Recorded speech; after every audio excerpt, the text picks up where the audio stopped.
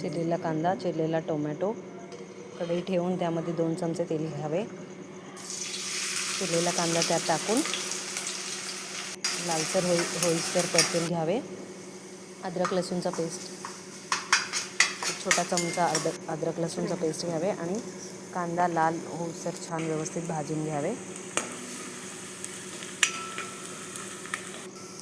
त्यामध्ये टोमॅटो टाकून द्यायचे आणि मिक्स करून त्यामध्ये थोडंसं मीठ घालावे, 1 चमचा मीठ आणि झाकण लावून मग होईस्तर शिजवून घ्यावे. त्यानंतर त्यामध्ये चवीनुसार तिखट, हळद आणि गरम मसाला टाकून द्यावे आणि व्यवस्थित मिक्स करून झाकण लावून थोडा वेळ शिजू द्यावे.